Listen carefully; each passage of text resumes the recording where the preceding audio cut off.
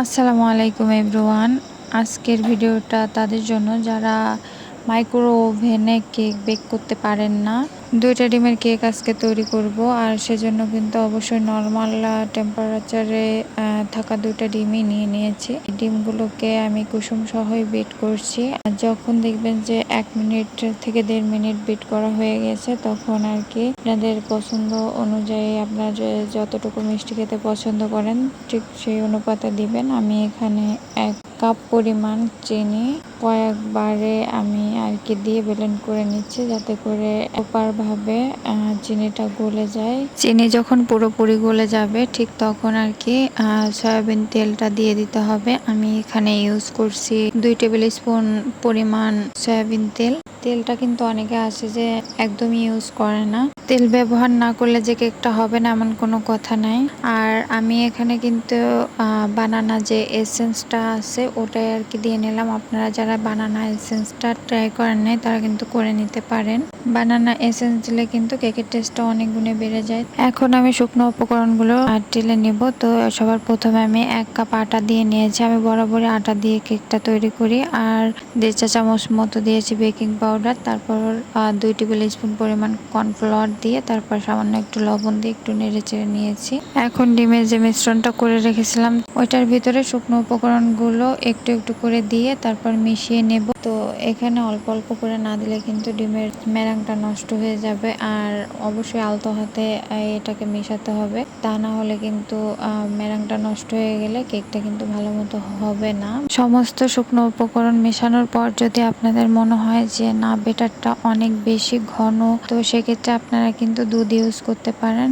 আমি এখানে আর কি গুঁড়া দুধ 2 টেবিল স্পুন নিয়ে তারপর একটু পানি দিয়ে গুলিয়ে তারপর ইউজ করছি। আপনারা চাইলে কিন্তু এখানে জাল করা ঘন করা দুধও ইউজ করতে পারেন। আমি আজকে 8 ইঞ্চি সাইজের একটা পিৎজা মোল্ডে কেকটা বেক করব। আগে থেকে ব্রাশ করে নিচ্ছি তেলটা। আর এখানে আর কি আমি লেখালেখি যে খাতাগুলো থাকে সেই খাতায় আমি কেটে নিয়েছি। তো ওটার উপরে আর কি আমি কেকের ব্যাটারটা দিয়ে দিলাম। আপনারা ব্যাটারের ঘনত্বটা দেখে বুঝতে পাচ্ছেন যে কিরকম হবে আর কি। কেকটা কিন্তু আমি খুব বেশি হাইট করব না, এই জন্যই আর কি আমি 8 ইঞ্চি সাইজের পিৎজা মোল্ডে দিয়েছি। তো এটা একটা ফ্ল্যাট টাইপের কেক হবে। তো যেহেতু বাসায় খাবো তো সেজন্য অত বেশি হাইটের কোনো প্রয়োজন ছিল না। যাদের আর কি মাইক্রো ওভেন আছে তাদের প্রত্যেকেরই হয়তো কনভেকশন মোডটা আছে। তো কনভেকশন মোডে 180 ডিগ্রি সেলসিয়াসে আগে 10 মিনিট অথবা 5 মিনিট প্রিহিট করে নেবেন। তারপর আর কি 180 ডিগ্রি আবার অন করে 40 মিনিটের জন্য কেকটা বেক করব। 40 মিনিট পর কিন্তু দেখতে পাচ্ছেন কেকটা সম্পূর্ণভাবে হয়ে গেছে।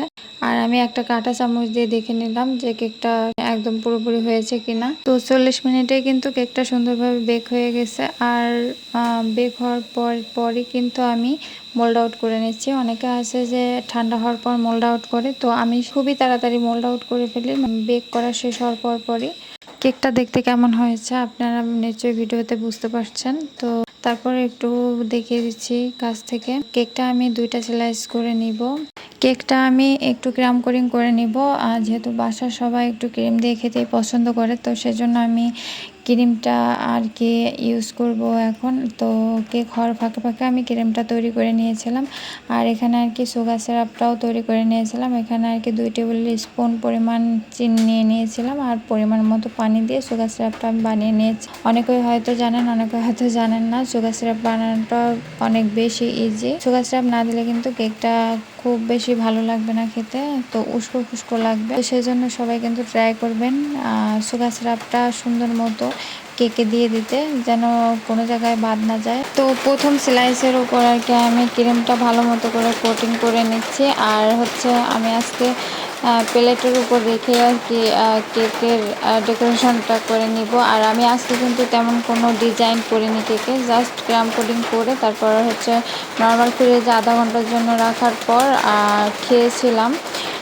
তো সেটাও আপনারা দেখতে পারবেন। আর হচ্ছে ক্রিমটা যত বাইরে থাকবে তত কিন্তু গলতে থাকবে, যেহেতু আমাদের বাংলাদেশের ওয়েদার অনেক বেশি গরম। তো সেজন্যই আর কি এটাকে যখন নরম হয়ে যাবে নর্মাল ফ্রিজে রাখতে হবে। তো এখন আর কি দ্বিতীয় পাটটাও দিয়ে দিচ্ছি। তো এটা সুন্দর মতো করে আমরা ক্রিমটাকে কোটিং করে তারপর এখন আর কি নর্মালে রেখে দিব। অনেক আপুদের কোশ্চেন থাকে যে কেকের ভিতর ফুড কালার দেওয়ার পর কিন্তু ক্রিমটা একদমই নরম হয়ে যায়। তো তাদের জন্য একটা টিপস, সেটা হলো আপনারা যখনই কেকে হচ্ছে ফুড কালারটা অ্যাড করবেন, তারপর মিক্স করার পর কিন্তু আপনারা 15 থেকে 20 মিনিটের জন্য নর্মাল ফ্রিজে রেখে তারপর হচ্ছে আপনারা কেক ডেকোরেশনটা শুরু করবেন। তাহলে কিন্তু আপনারা ওই সমস্যায় আর পড়বেন না। অনেক আপুরই কোশ্চেন থাকে যে কেকের ক্রিমটা নরম হয়ে গেলে আমরা কিভাবে এটাকে ঠিক করব। তো সেক্ষেত্রে আর কি আপনারা যে রুমে কেক ডেকোরেশন করবেন ওই রুমে ফ্যান চালাবেন না। তো ফ্যান চালালে কিন্তু কেকটা একদম নরম হয়ে যায়। আমার বানানো কেকটা কিন্তু আমি আধা ঘন্টা পর ফ্রিজ থেকে বের করেছি, আর দেখতেই পাচ্ছেন কেকটা সর্বশেষ লুকটা কেমন আসছে। অবশ্যই কিন্তু কমেন্ট করে জানাতে ভুলবেন না। সবাই ভালো থাকবেন।